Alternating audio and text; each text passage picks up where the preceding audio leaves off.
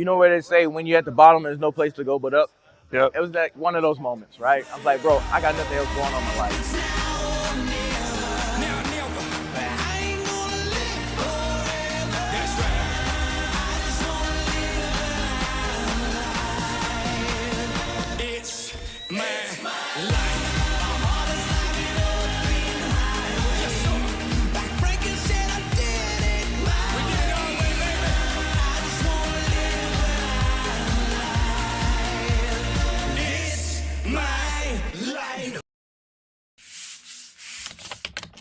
Welcome everybody to another episode of Facts Over Feelings, where we're still at the Turning Point USA America Fest, and we are on day 3, baby. 20,000 people electrifying this venue, and some of the greatest speakers ever in political history have been here on this stage, including this guy. This guy is moving and shaking, and I'm really excited for this next guest. He's out there in the political world, really doing his part as a patriot. We have Mr. Topher Townsend, known as Topher. He's an independent rapper, songwriter, Turning Point USA ambassador who fuses bold conservative commentary with powerful music. He's a U.S. Air Force veteran. Thank you for your service, sir.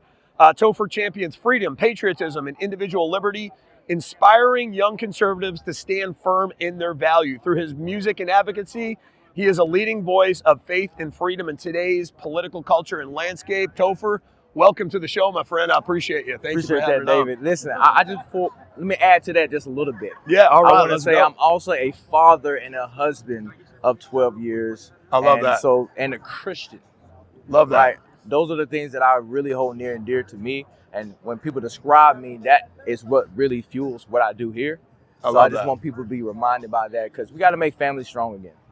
Oh, 100%. No, but where we like to start on the show is maybe you tell everybody a little bit of background about you and your particular American dream story. Yeah, so I grew up in Kilmichael, Mississippi. It's a very small town, about 600 people that populate the town. I call it a village, right? That's how small it is. But it did give birth to legends like B.B. King. Yep. So I guess I'm another legend you can add to that list. And very single-parent household, in poverty. My mom was an alcoholic, so she dealt with some violent people in her life, so I got to witness a lot of negative things in life. I had every reason to be the opposite of who I am today, but the Lord just wouldn't let me do it. My mom didn't go to church, but she made sure I went to church, and I grew up in the church. I sung in the choir. I was an usher. I was in the community male chorus, and I'm one of the people that's kind of lazy. So I try to do everything right the first time. Right. No, it's good. Anything. Sometimes that lazy can be a motivation, right? That helps you get to where you want to be. Yeah, exactly. So I kind of use that to my advantage. And, I went to college, found out college wasn't for me, and went on to the military because I met my wife or girlfriend at the time in college. And I want to make sure that I had a strong foundation, since I didn't grow up with that discipline or the knowledge of how to raise a family, to be a man. We don't really have that knowledge anymore. So I went to the military, and that pretty much launched me into where I am today. It gave me the discipline, the mindset, and the tenacity to go out and get it. Yep. And when I got to the military in 2017, I decided to pursue music full time. Although I've been doing it since I was 10, it's always been a great big dream of mine. And now I can stand back and say that I've been successful as an independent artist. I've been on stages with thousands of people. I've sung in different languages, and I've been an inspiration for so many patriots across this country. No, that you have. Absolutely, man. Never, you say if you would have told me this 10 years ago, I would never believe you. That's interesting how God's vision for us unfolds, right? Yes, yeah, no, absolutely. It's amazing. And I guess, what was it that allowed you to see your challenges differently? Because that's one of the things, like even in our youth project that we try to teach kids is, hey, get excited about your challenges, because typically if you embrace them and you go through the fire, a lot of times God is answering your prayers in the form of challenges, because that builds the wherewithal within us, become the next best version of ourselves to handle the vision that he had. Because probably if it wasn't for the challenges that built you into who you were, you wouldn't have been able to take on the incredible career that you did as a musician, as a conservative commentary now. I mean, just all those struggles are typically what kind of molds us in the fire to get to where we are today. Absolutely. They say diamonds are made in fire, right? Yep. Yeah. Pressure makes diamonds. Pressure makes diamonds. And so what I learned as a young kid, we all go through this phase where you're like, why me? Right? Why me? Why did I grow up here? Why was I born here? Why am I in this situation when I see so many other people who are doing better things than me? and they don't have to face the same challenges. And I did. I went through that phase, and the Lord basically told me as I battled with it was, why not you? Right? It's not that I can't question God. I was asking the wrong questions. Instead of asking why me, I should have asked why not me, and how can I take this and use it to my advantage. And I remember everything clicked for me, like total, like holistically clicked for me about 2 years ago, about a year and a half ago. And I always wondered, when I started this, making my music, getting into politics, speaking out on issues that are very important to me, trying to be a light in the world of darkness, you face a lot of criticism. Absolutely. But I was able to bear everything versus somebody else who would probably emotionally break down. And I never understood why. I never understood why I was so adamant about speaking out when I saw misinformation or when I saw people doing something that was just wrong.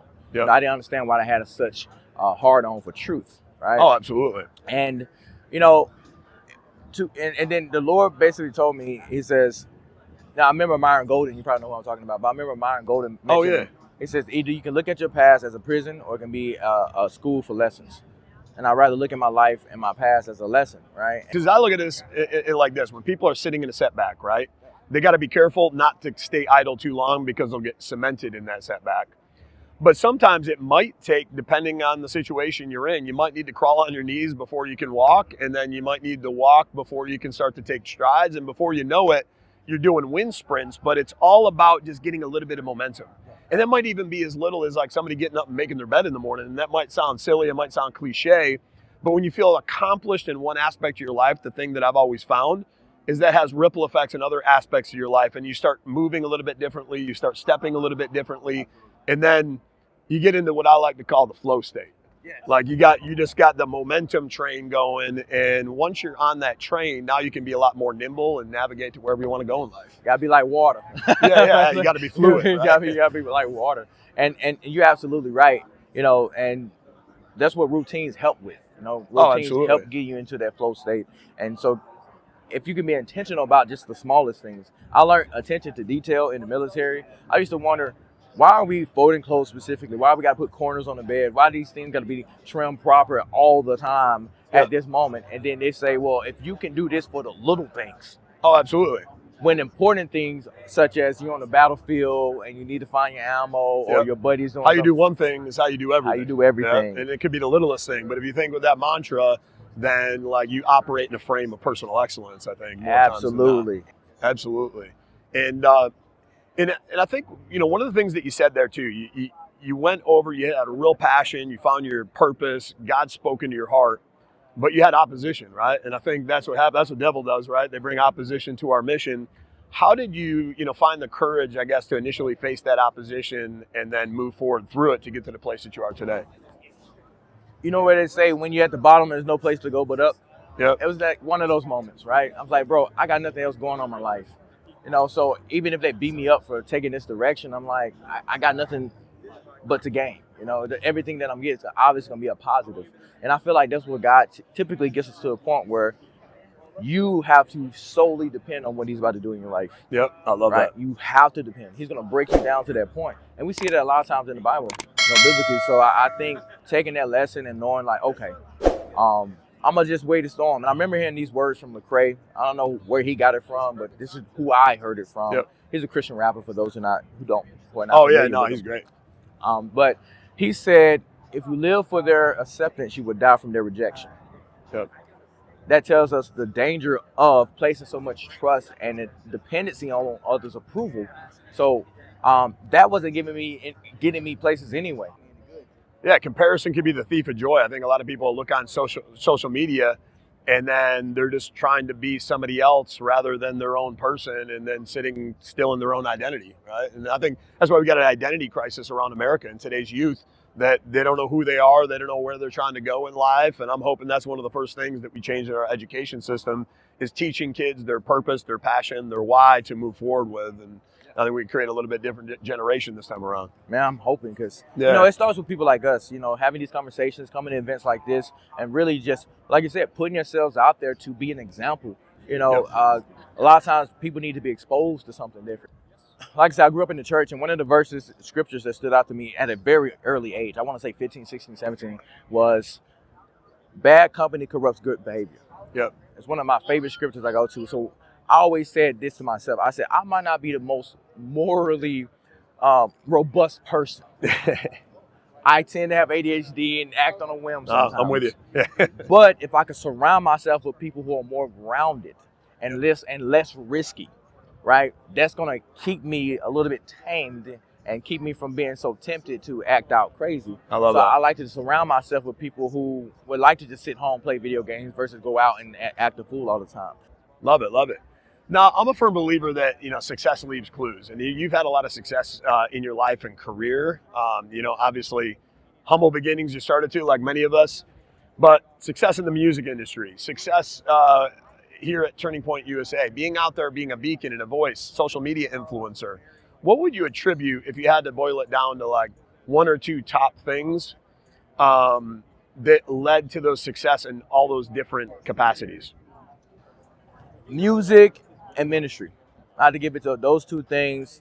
I believe really got me. So I've been doing music for a while. I started to pursue it full time in 2017. Although I was making incredible songs, it wasn't getting me anywhere. It wasn't until I want to say about 2020, February 2020, when I combined music with my politics. Combine the two, right? Because they kind of offer a solution for two problems.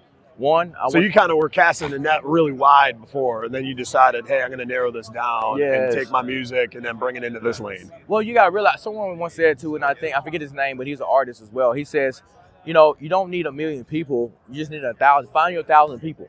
Yep. If 1,000 people spend $100 with you in a year, you make 6 figures. Oh, absolutely. And then if you can empower those 1,000 people to go find 1,000 people that reach 1,000 people, that's 1 billion people that you can reach.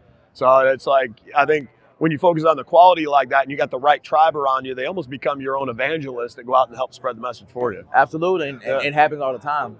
And it really, when you went on that fight, which is really what it was at the end of the day, it wasn't just a fight for your song, but I think what it symbolized, tell me if you agree, it was a fight for free speech. Yes. To me, what that was, it wasn't just an attack on you. It wasn't just an attack on a few people. That was an attack on free speech in America. And how did that make you even more of an advocate, I guess, when it comes to advocating for free speech? Well, speaking of free speech, I'm part of one of the 8 TikTok creators that's suing the federal government to reverse the ban on TikTok. So we got a hearing up, with the Supreme Court January 10th. And the reason why I got, or at least accepted to be on this, was for free speech. I believe, the government should not be in the business of telling Americans how we should communicate with our audience, how we should communicate with our communities. Now, if we want to use TikTok, by all means, that's our right to do so. Especially when you haven't given us enough reason or any reason at all why this isn't a bad idea.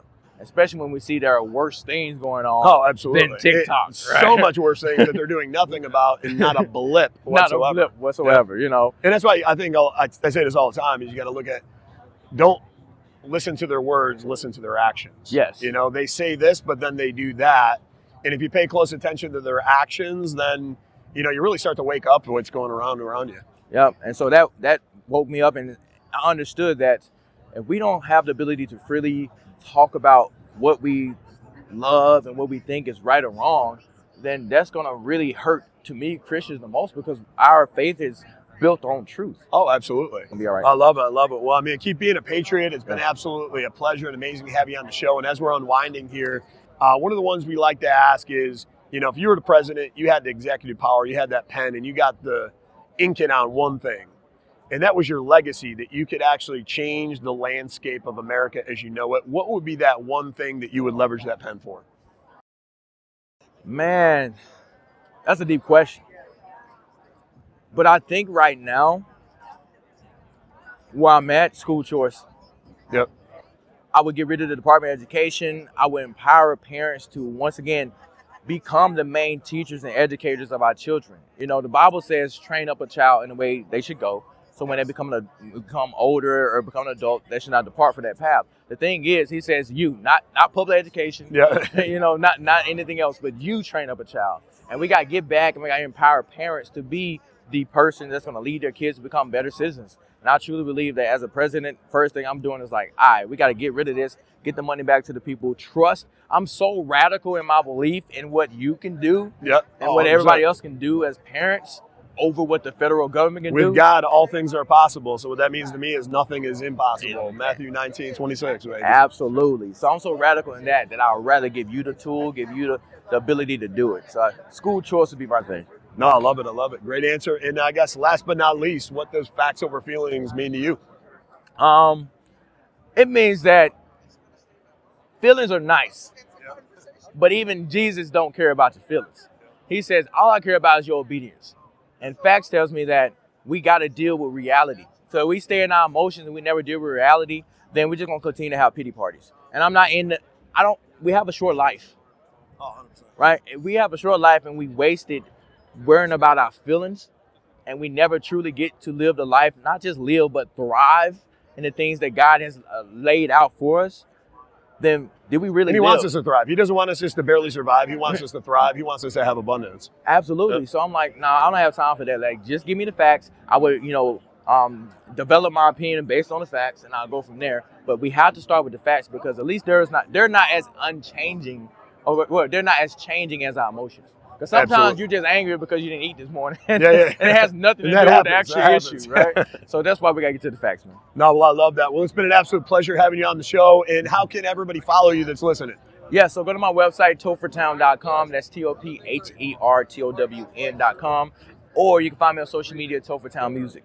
Well, I love it. It's been an absolute pleasure. You've been dropping knowledge bombs all show. And ladies and gentlemen, it's been another episode of Facts Over Feelings here at Turning Point USA, America Fest on day 3. Let's go, baby. We're out.